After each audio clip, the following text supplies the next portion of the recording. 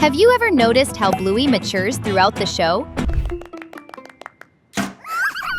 Bluey is such a well-made cartoon that we can see the characters growing and evolving in every episode, especially in the case of the oldest daughter of the Healer family. Hi, Mom. Bluey!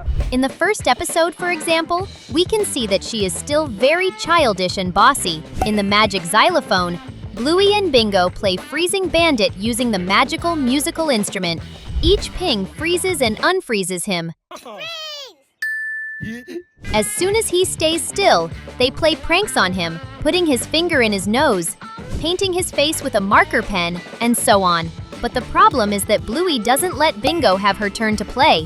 The youngest one complains to the mother, and Bluey says that Bingo is very slow. But Chili tells Bluey that either she shares or she will take the xylophone with her to work. The threat seems to work, because Bluey lets Bingo unfreeze the father once and run away.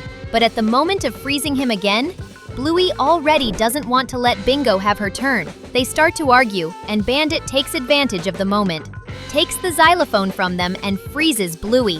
When he goes out to get the hose and wet the oldest daughter, Bingo appears to save her sister, but says that she will only unfreeze her if she promises to let her have her turn too. And in this way, Bluey learns to share turns in the games with her younger sister. That is how she starts in the cartoon, but with each episode she keeps changing. Do you want to see more about Bluey's growth? Then come with us, because another episode of Zigzag is starting. In the episode Fruit Bat, we already have the first stage of Bluey's evolution. At the beginning of the episode, she doesn't want to go to sleep. And when she finds out that bats don't sleep at night, she says that she wishes she were one and insists a lot on that. Bandit tries everything to make her follow the nighttime routine. He makes games out of everything. Even to go up the stairs, he pretends to be a rocket carrying the two sisters. Even so, she doesn't want to sleep, and Chili asks her to at least try. You can see that she tries for a long 5 seconds and already gives up.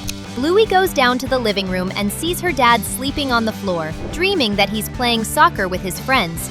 Chili comments that he can't play as much anymore. Bluey wants to know why, and the mother answers that it's because he's too busy working and taking care of the two daughters.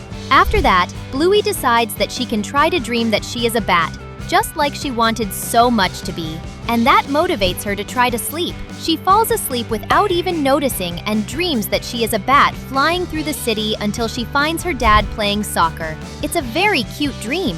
The next morning, she wakes up and thanks Bandit for taking care of her and Bingo. Then, we can already see that she is starting to mature and understand how her parents make an effort to take good care of both of them. At the end of the first season, Bluey and her cousins are at home on Christmas Eve. To pass the time, they decide to play Veranda Santa, since they decide that Santa Claus comes into the house through the veranda because there is no chimney. In the game, each one has their turn being Santa Claus, while the others are the children who have to sleep to get presents. And Santa Claus only appears when they are sleeping. When it is Bingo's turn to be Santa Claus, Socks becomes her assistant.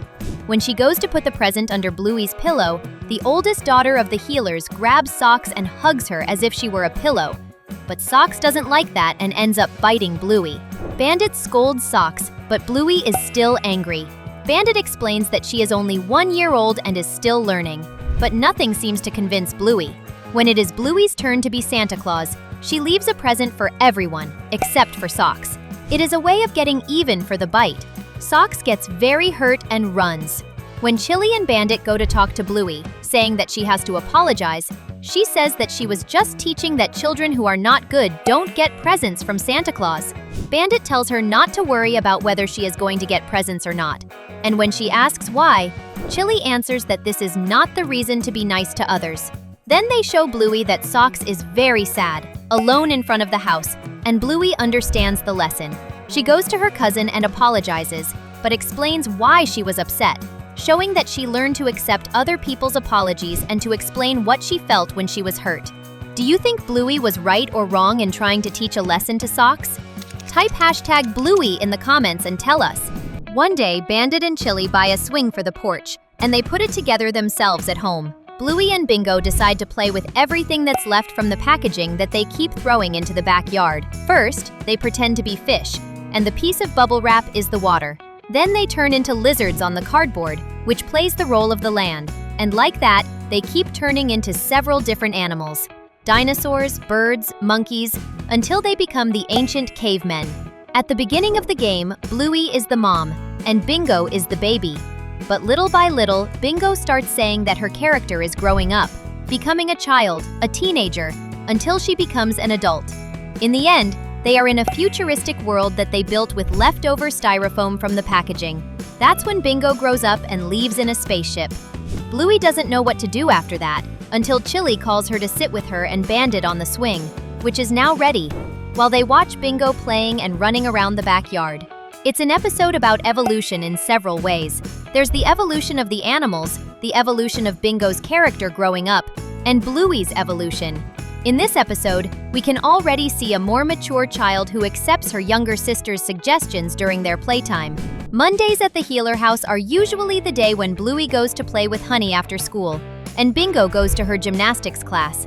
But when Bandit says that he won't be able to take Bingo to her class because he had to travel at the last minute, Chili is the one who ends up doing that job. But that means that Bluey won't be able to go play with Honey. Bluey gets sad and doesn't want to accept it. Even so, she goes to class and decides to play helicopter on a cut tree trunk. Her friends play the role of passengers, and all of them want something different.